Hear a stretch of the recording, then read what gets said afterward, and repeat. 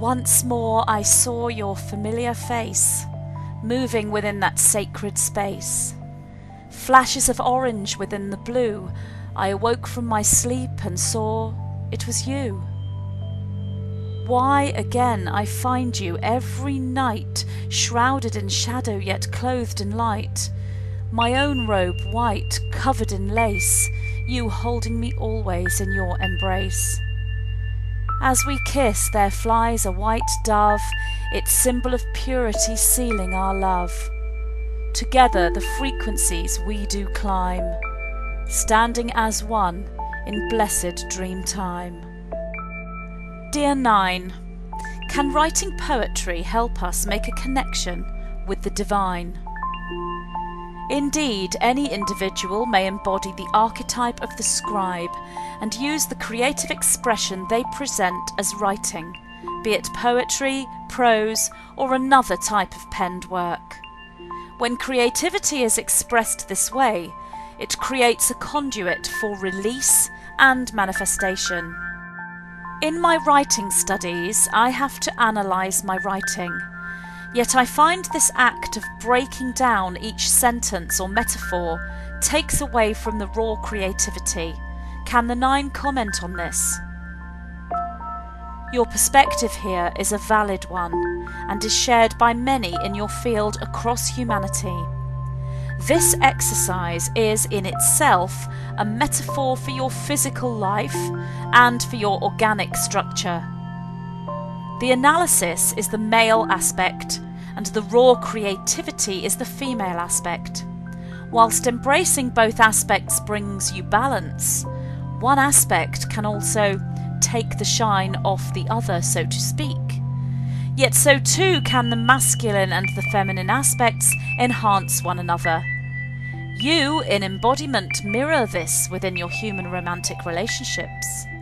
The human physical vehicle breaks down self into a compartmentalized disintegration or separateness of self and learns to identify with each separate self.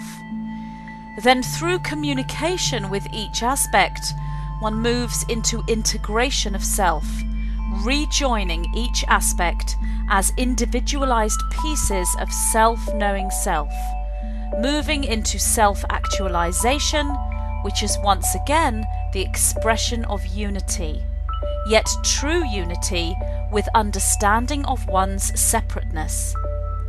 The analysis of one's penned work can stand as a mirror to this, yet the shadow side of disintegration is loss of self.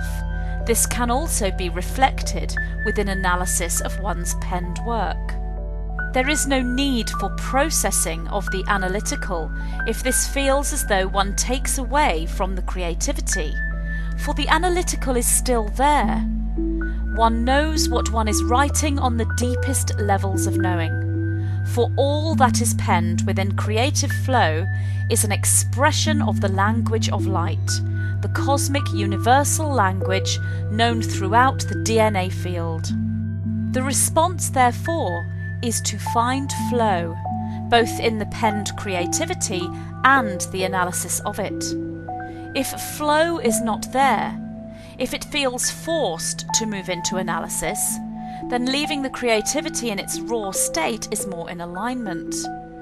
One could therefore turn to analysis of the actual process of analysis itself, if one is using writing to analyse one's creativity. Following the intuition is, as always, the way forward in this as in all things. Is channeling the same thing as poetry? The response to this that best serves you is yes and no. It is yes, because all penned creativity comes from the flow of the mind, the inner imagination fields, and they are the landscapes of the realities that house the guidance of light. It is no, because there are many levels to this expression. One may draw from experience, memory, visual stimulation, sound, emotion, and these may come into the individual sphere from all dimensions, including the third dimension. One would say work is not channeled if it is coming in from the third dimension.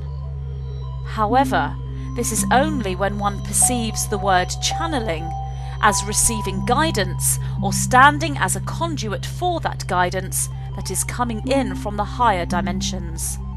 One indeed can and does channel the third dimension. Acting as a channel is one who allows flow. This may move within the horizontal line, so moving into alternate realities and alternate expressions of self, or alternate ideas and possibilities within a third dimensional framework. This may move within the vertical line, moving upwards into one's higher mind, higher dimensional space, or downwards into the shadow aspect of third dimensional self, or the shadow aspect of multidimensional self. One there finds the underworld, positive darkness, negative darkness, and neutral frequency. One knows this within hyperspace as the dark forest. It is the creative expression of the dark night of the soul. Within creative penned work, such as storytelling or poetry, this can be presented as multidimensional or third dimensional. The example of multidimensionality, presented in metaphor through the language of light, may merge with the third dimensional metaphor. Therefore, the scribe themselves may be utilizing what they believe to be imagination based on memory or experience, yet the full multidimensional aspects of self are coming through. One could say, therefore, that the scribe is channeling without knowing they are channeling. Their own knowing and belief structure is paramount within the creative expression that they bring forth. What we express to you here is that if the scribe believes and knows they are channeling, then indeed they are doing so.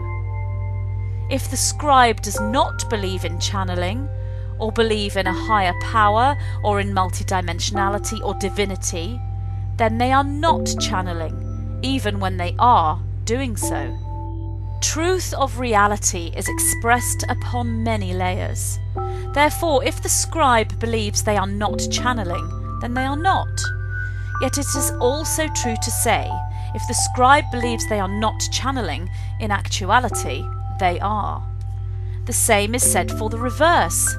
The scribe may believe they are channeling when they are not, for all is drawn in from the third dimension and all is expressed through the third dimension.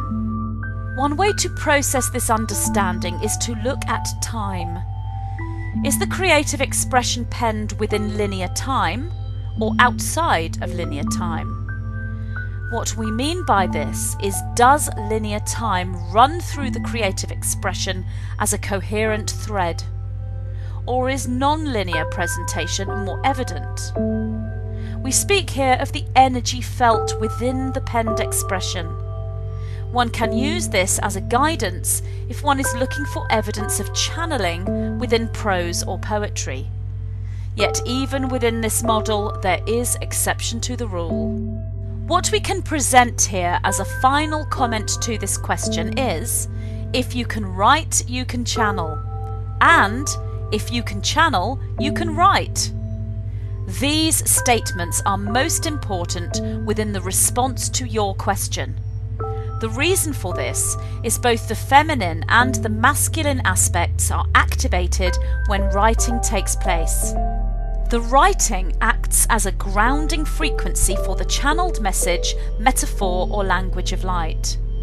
So if an individual is clearly accessing energies from multidimensional fields of divinity, then writing is an excellent way to draw this down into their reality, as creativity, and indeed as release and healing, and most certainly as magical manifestation.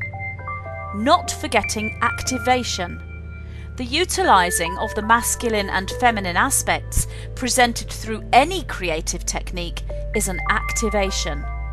for the creative individual themselves and for those who receive the expression of that creativity.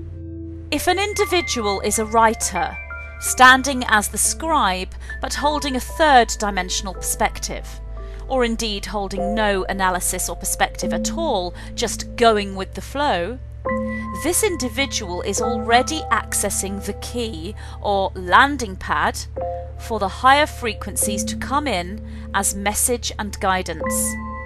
The message and guidance itself being healing, magical manifestation, and activation. Therefore, we could say writing and channeling are two sides of the same coin. And when one coin has two sides, one eventually comes to the realization that there is but one coin, making a unified conceptual understanding for creative writing and channeling. We draw you now away from the masculine aspects of analysis, processing, understanding and logic into the feminine, emotional visualizations of multidimensional hyperspace, and thus being the creative manifestation and the activation itself, the activation of the DNA. There she stood, the muse of words, the goddess of written speech, energy flowing through her as she floated across the landscape of my fifth dimensional reality. My crystal palace was cloaked and hidden, as I had been taught to preserve the sacred space in which it existed. Yet how could I draw down what this goddess offered if I did not allow her to see my true self, the true expression of all that I am? So as she floated away from me towards the dark forest, I willed her to turn around, to face me, to see me. And then, when I could look into her emerald eyes, only then could I show her my crystal palace. No one had seen it yet, not in any lifetime I could remember. Yet was she not my twin flame?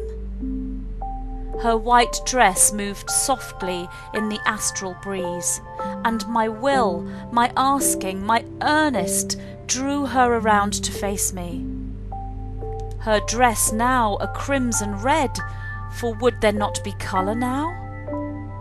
Her gaze was directed behind me, and as I turned, I saw not my crystal palace, but hers, a beautiful geometric structure in colours I could not name.